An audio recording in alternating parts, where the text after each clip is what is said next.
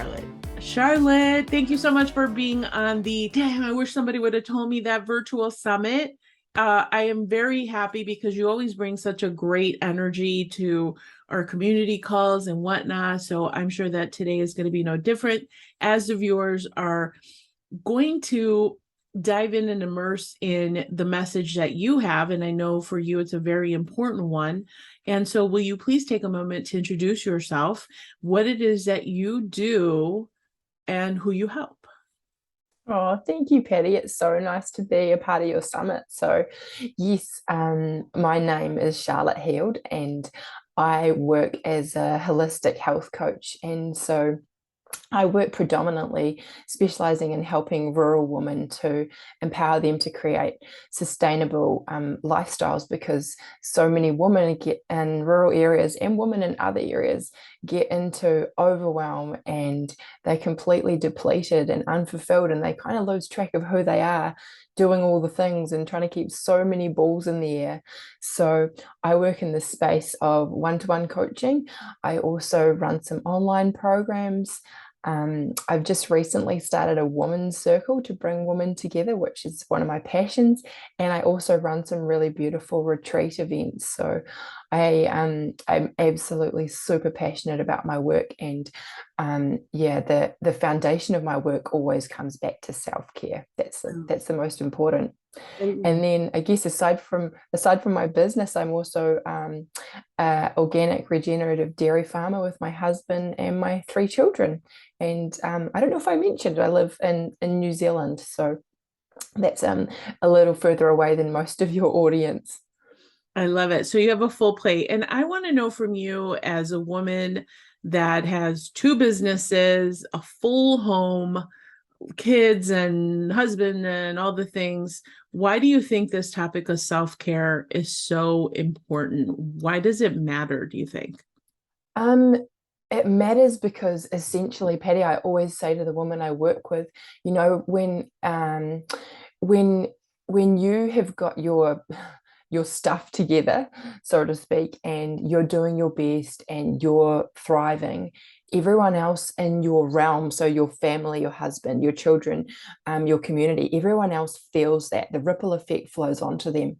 But equally, if your wheels fall off and you're really not doing well, you're not taking care of yourself, the ripple effect works that way as well, and everyone feels that. And I think so many aha moments for so many women usually when I say that, because they're like, yeah, they can relate to the fact that when they're really not doing well or things are just overwhelming, that everything else falls to pieces around them. So for me, that is why self-care is so important. And, you know, like self-care is just something that we really need to prioritize from a place of knowing that when we can be our absolute best, then we're better able to love and support all of the other things that we do and want to do in our lives. I love it. And how long have you been in business? How did you start your business? How did this come about? So this came about. I actually had a career in nursing, and I worked in rural primary health, and I really enjoyed that. But it was something that was a little more challenging to navigate when I had three young children. So I stepped away and I stepped more into our farm business for a spell, and the long and the short of it is that I really overdid it. I was trying to be everything to everyone, three small children. I had a couple of really important roles in like volunteer roles in my community. And then I was immersing myself in being a really good farmer's wife and, you know, rearing calves and just doing all the things.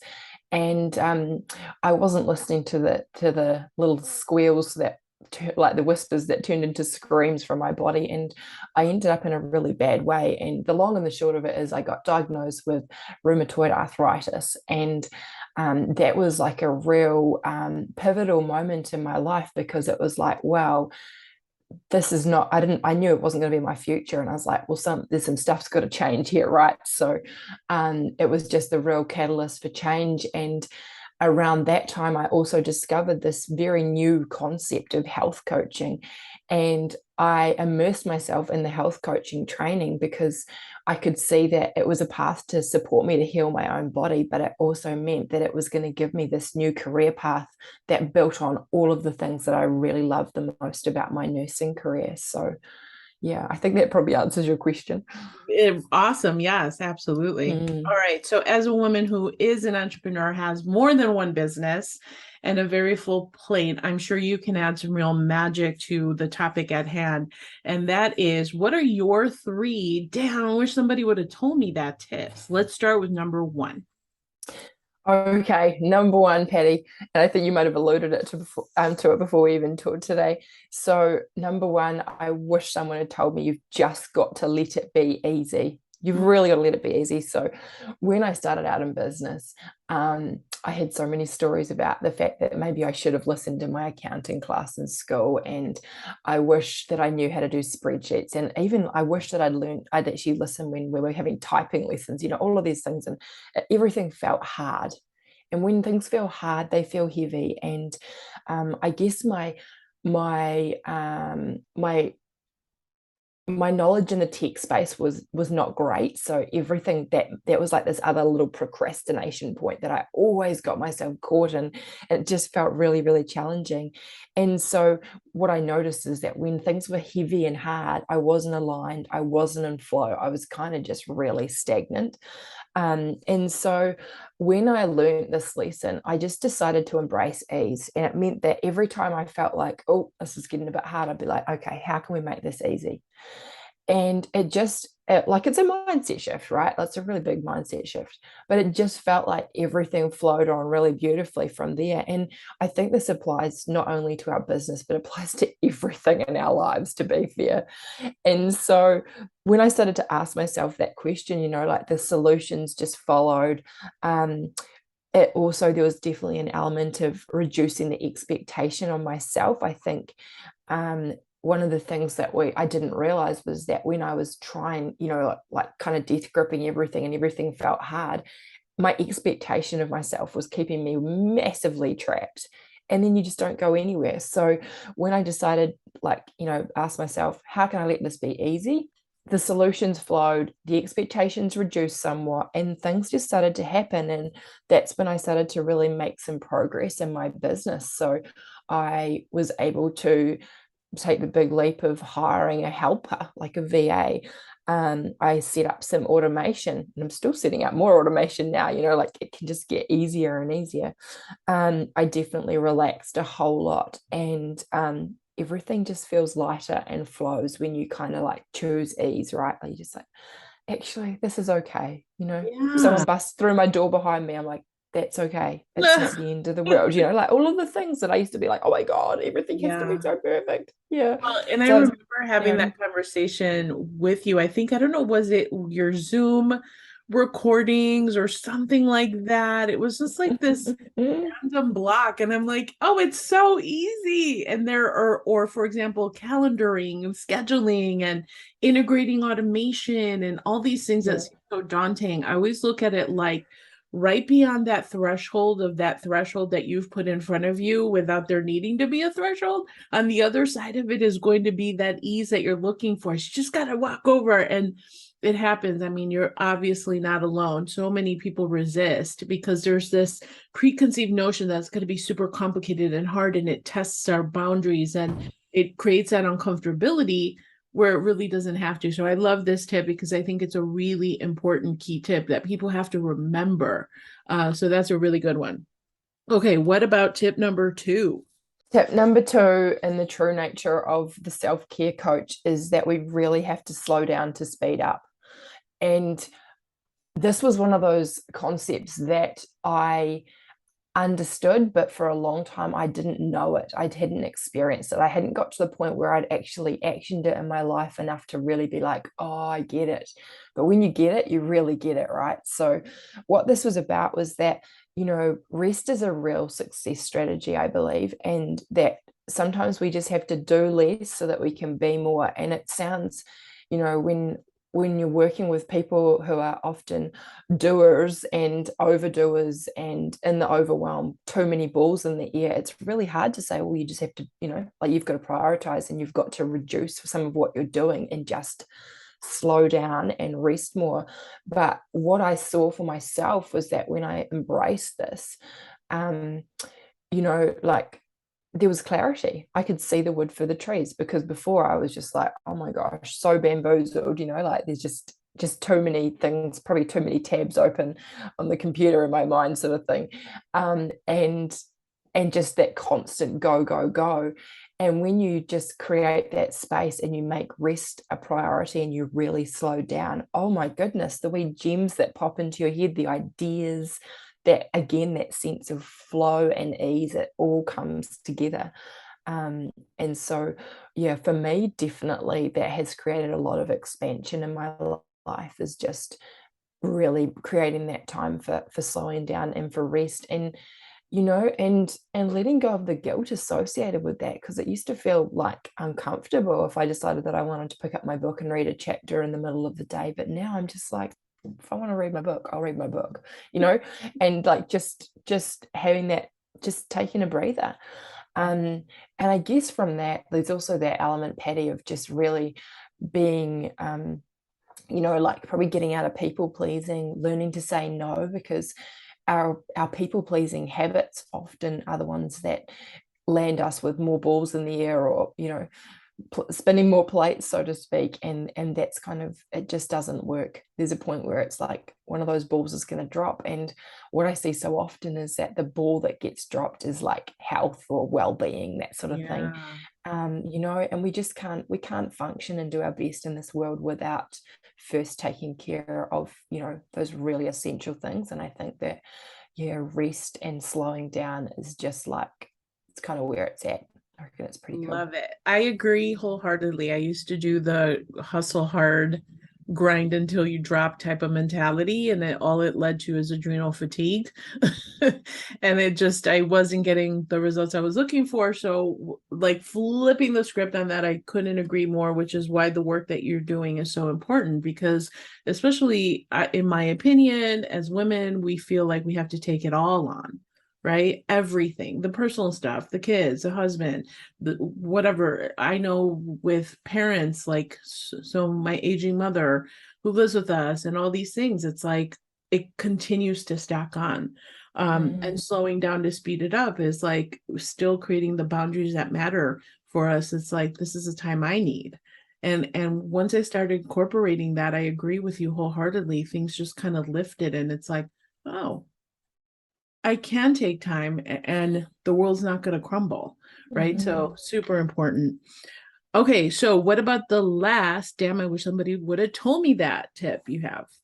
Okay, this is something that you definitely supported me with, Patty, and that was like finding a home and outsourcing some stuff. And every inch of me was like, your business isn't big enough to find someone to help you, and how's this even going to work? And all of those, stories and overthinking again. And I guess so for me, it was about hiring a VA, but like it's also in your life, it's about seeking help where you need it, whether it might be a cleaner or a gardener or some more childcare or whatever else it is. But for me, yeah, it was definitely taking that leap. And I guess I was fortunate, I had a really good recommendation, and so I followed that lead, and I found a woman who was able to help me. And prior to that, honestly, I'm just like, I don't really know how I did it. So I was consistently posting in my social media 3 times a week. To do that, I would be up first light to just quickly, put my post out and do that. And like, so there was no scheduling my end either. But now I get to a point where it's just all loaded somewhere, and my VA takes care of that and schedules it all for me. So it's kind of it just is such a weight off my shoulders to know it's taken care of. Um, she's also supported me immensely in developing some of I guess, the back end stuff of my business and the automation, and more of the work in the online space,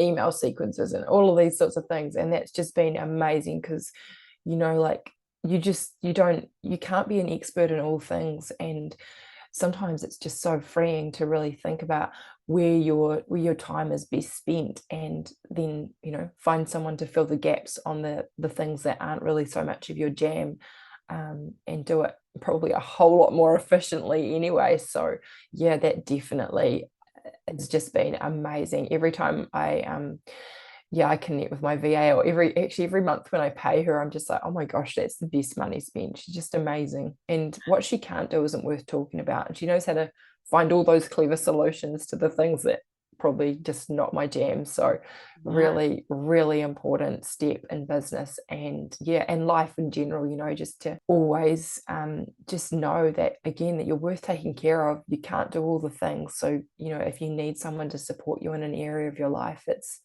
actually okay. And it just means you can focus on the other stuff that you do well, and, taking care of yourself. I agree. It gives you the freedom to focus. And so I Mhm. love that. And it's a big shout out because the concept of finding a who came from the book by Dan Sullivan. And basically, the gist of it is anytime that you're in a bottleneck in your business, it's probably time for a who. Right. And I Mm, thought that that was so powerful when we were going through the book club and talking about that. That one book has become so revolutionary for people to say, oh, I think it's time for a who. Like they give themselves a permission. And so you're mm. such a great example of how it's been so impactful for your own business. And it's giving you the freedom to focus and staying in your zone of genius so that you can help the women that you're meant to serve. So that's the brilliance of it once it clicks and things like that happen. So I love it. So I'm just going to do a really quick recap for the viewers. Number one is asking yourself the question is how can I let it be easy? Number two is slowing down to speed up, where you're saying that that rest is a real success strategy. And number three is finding a who. So great tips for the women in entrepreneurship who are looking to shortcut their success. I mean, these are practical tips that are very strategic at the same time.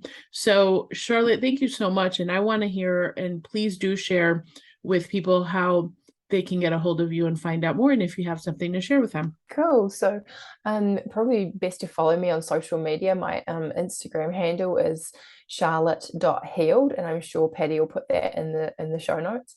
I have a complimentary PDF, and it's called Keeping Your Cup Full. Yeah, I'm trying to remember what it's called now.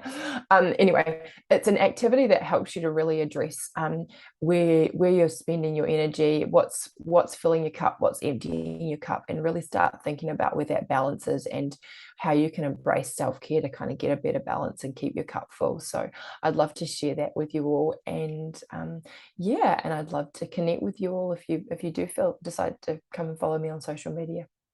Excellent. So, Charlotte, your social media handles and her generous freebie and ways to get connected with Charlotte will be right below this video. So, thank you so much for joining us in the damn, I wish somebody would have told me that virtual summit. I really appreciate you. Oh, awesome. Thank you, Patty, and thank you for having me on your in your summit. Can't wait to see it all come out. Yeah, me too. Thanks.